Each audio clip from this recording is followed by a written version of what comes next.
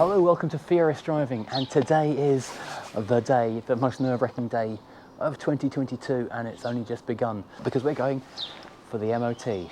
First thing before we go though, we'll pop off this Ohio plate because although it's legal to drive to the MOT with no number plate, if you drive with a foreign plate on there, you are breaking the law, so pop this off quickly. So let's try and avoid getting in any trouble before we begin. All the pinging and the binging. Oh, phew, the wipers do work. That's a relief. Okay. Into drive, headlights on, park brake off, and away we go. So I've now put a couple of miles on this thing, just to kind of get used to it for the first time. This is the first time I've driven it further than like 4 meters up and down the drive. I didn't even drive it off the trailer. And I've got to say, this thing is so smooth. It is amazing. You can feel the power as well. But it's just such a lovely, smooth cruiser. It is a bit weird being left-hand drive. It's a while since I've driven a left-hand drive car quite this big. I think probably, well, the other Crown Victoria I drove was the last one. We did get used to it pretty quickly, but I had to come out through some fairly small lanes and there was articulated lorries coming the other way, which is a little bit of a worry, especially when they were left-hand drive as well. You didn't see it on camera because it's off to the right-hand side, but the road I was going to take is closed, so I'm going to have to take a longer route round, which is all right because I want to get the engine good and warm up, get the catalytic converters warmed up, because this car has not driven in 6 months at least. But other than sort of shuffling up and down my drive, shuffling around the stockyard in New York, the yard in Southampton, and the dealer's yard, it's just done nothing for half a year. So it needs those cobwebs blown out just to get the thing running nicely again. So having an extra mile or two on the route is a good thing, really. Get everything warmed up. It's also my final shakedown. Make sure everything's running okay. I mean, the brakes seem very good. The steering feels tight. I can't feel any wobbles and judders in the thing, so I think I'm good there. Okay, I'll just do a bit of a hard stop. Well, hardish stop, it's a bit slippery out.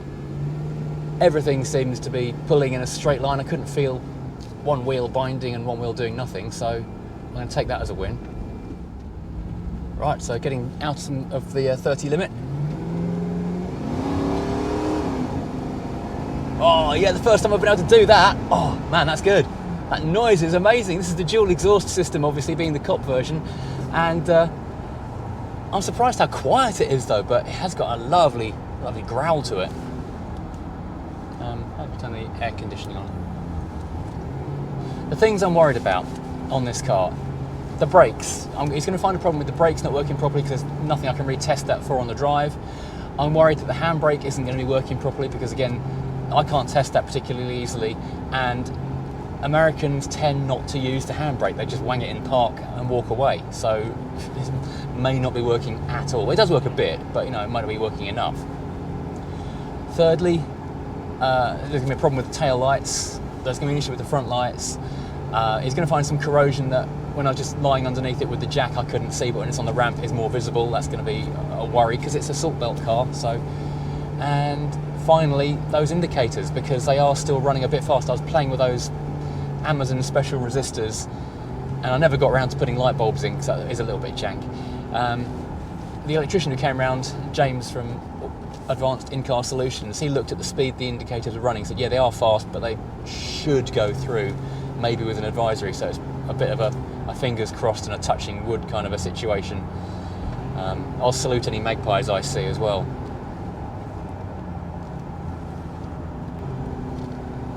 Now, something I've found since I've been tootling around in the drive, I've used half a tank of super unleaded in this thing on the driveway, is that the mirror adjustment doesn't work. You have to put your hand out the window and twiddle it by hand, which is not ideal, but there we go.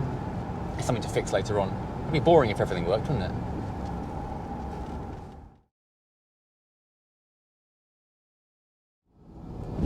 So we've had something of a disaster. It was driving so nicely all the way to the garage, and I thought this is potentially might even actually pass. But as I pulled in, there was like a cloud of smoke from the front, it's the middle of the road of the car basically, the passenger side. So I quickly popped the bonnet and I was about to go and look at it, and the mechanic came out, the MOT tester, and he said, no, it's not your engine, that's the brakes. And as he said it, I could smell it. The cloud of brake smoke was horrific. And since the car's stopped and it's cooled and now warmed up again, you can really feel the drag on that front corner. And in fact, it felt like it didn't want to reverse back out again out of the car park because it was so tight, and I can feel it pulling on that corner now, which it weirdly wasn't before. So I'm hoping it's just going to be something really basic like corrosion on the sliders or something like that, and I can just strip it down, give it a bit of a clean up, and we'll be okay. So fingers very firmly crossed there. Well, I'm back home, starting to take things apart, and this is the first time I've been impacted by having the barn with some tools and the garage with some tools, because yesterday I went over with the intention of making a start on the Alpha and took a bunch of tools, including the long breaker bar, so I had to make an extendy bar, and my impact sockets, and I left them over there, and I'm regretting that decision now. Oh well, we'll make do with what we've got. Ow! These are actually painfully hot. That's not good.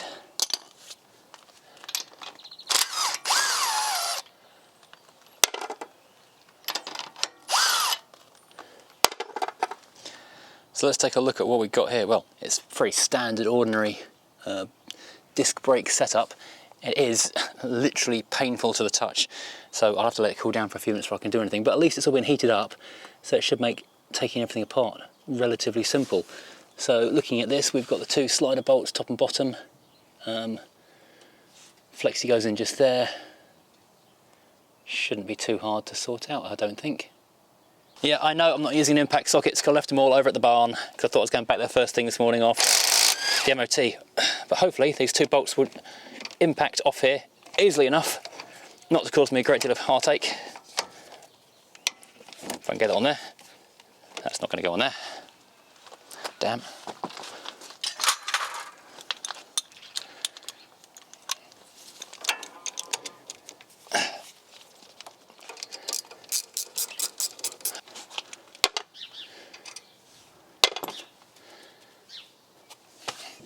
Right, I'm just going to go and push the pedal, see if these pop out easy or not.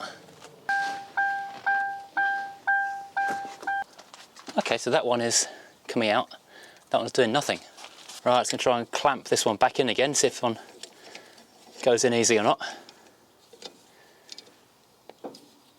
That is tight, but moving.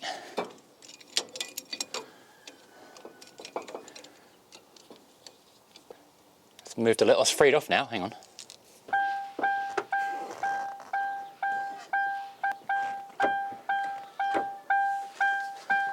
Oh, that one's coming out more than that one. Push these back in again.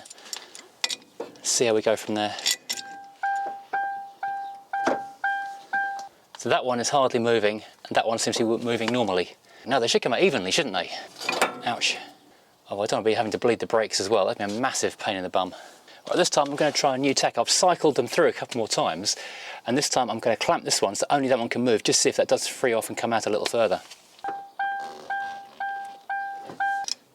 That does feel quite smooth and easy.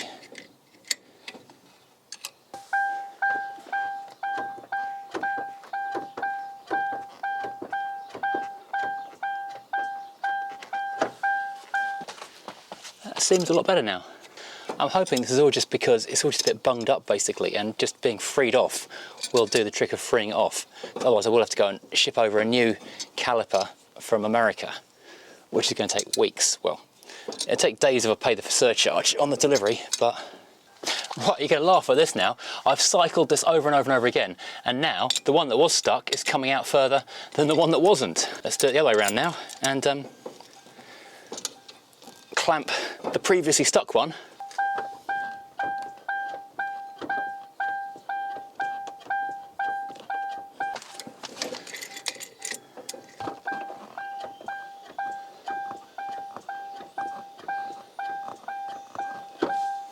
Right, I've now cycled this all of the times in the world, and it seems to be functioning. I think it was literally just caught up, having been sat for so long, and a little bit gummed up. So I'm using some brake assembly grease to make things a bit easier. Oh, don't fall off there, don't make things harder.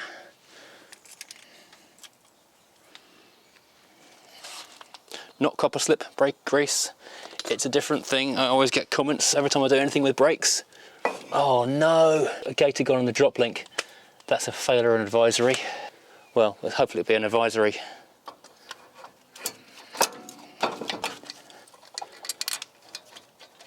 Right, so let's put the wheel back on, take it for a test drive and see how we go. And I'll have a quick chat with the MOT guy, find out if that is a fail or if that's an advisory, because I'm not going to pay 50 quid for a test if that's a fail.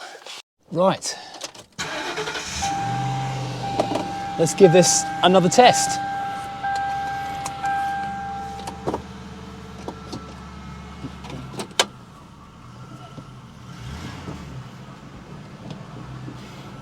First couple of presses after you've been playing with the brakes are always a bit spongy.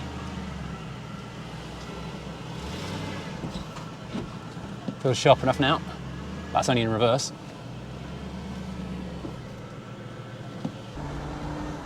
Okay, let's give it a go. It's pulling with the crown of the road, the fall off to the left, but not to the right. Let's do a few heavy brakes. No, I think, well, if we get back that way, and it's still, oh god, a bus, and it's a narrow road. If it's not on fire in another mile or so, we should be all right. We can head straight to the test station again. This thing is so smooth.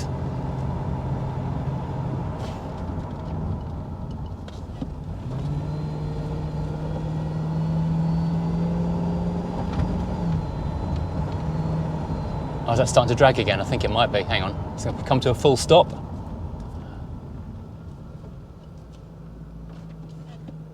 Can't see smoke again this time. I could see a lot of smoke last time.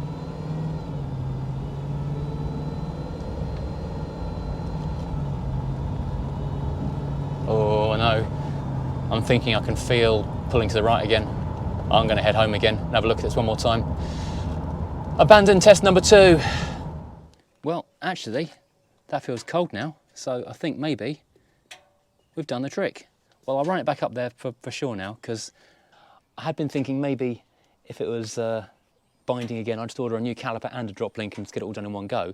But if I've got a working caliper and a questionable drop link, I will head back to the garage and see if he will pass it with an advisory on the drop link, and I can get one ordered in at the same time as waiting for the registration documents, because I've still got another 3-week to 3-month wait even after this MOT's done. He said just bring it back as soon as I've got the brakes done, and he'd slide it into today's tests. So I was going to head back there now. Well, here we go, 3rd time lucky. Let's see if this time we can get all the way there with no problems. Because I went there the 2nd time, although he said he could squeeze it in whenever, he did actually have something on the ramp, so we went home again. Well, amazing news! It passed! We've got an MOT! Yes! I am properly excited. I was dangerously worried that this was not going to be a passing test for a multitude of reasons, but no, this is actually a success. So there's 2 advisories, or 3 advisories. One is shock absorber on the same side actually that had the sticky brake. That is now misting oil. There was the rubber on the drop link, which I actually told the tester about before he started, because I wanted to make sure it wasn't going to be a fail on that. That's an advisory. So I'll get both of those. I'll get 2 shock absorbers and a drop link order from Rock Auto tonight. So that can be turning up in the very near future. And then what else have we got? Oh yeah, one other thing. He noticed a bit more corrosion on the chassis, just surface rust on the big chassis legs. It's stuff I couldn't see when the car was on the jack. So what I'm going to do is, as someone has suggested, and I've been thinking about this for a long time, build some big solid wooden ramps I can drive onto, get underneath safely. And I can have a proper look underneath it and do some more under sealing and wire brushing, wax oiling basically. Not under seal, wax oil, just so people aren't thinking I'm doing it the dodgy way. So yes, it's done. It's legal. It wasn't legal yet, because now what I've got to do is go off and get Get a number plate. Well, I've bought a number plate already. So now what I need to do is post off my MOT pass, my certificate of noveness, a few other bits of paperwork and a cheque because the DVLA is fresh into the 19th century. And yeah, wait as long as it takes, and we've got ourselves a road legal Crown Victoria. But oh, it's now literally a waiting game for the postman. So every time the post comes, I'm going to be running to the door to beat the dogs to make sure I get there first. And yeah, I am super duper excited now. There was one pretty amusing bit when we were going to do the brake test, and he jacked up the back axle and was doing test on it. I said, oh, you got the limited slip diff on this? I can't do a brake test on the rollers here. We're going to have to do this the old way, like we do with the four-wheel drives. And I had to watch them drive down the road and then do an emergency stop with a G meter, which I've not seen anyone do for a long time. Right, open road.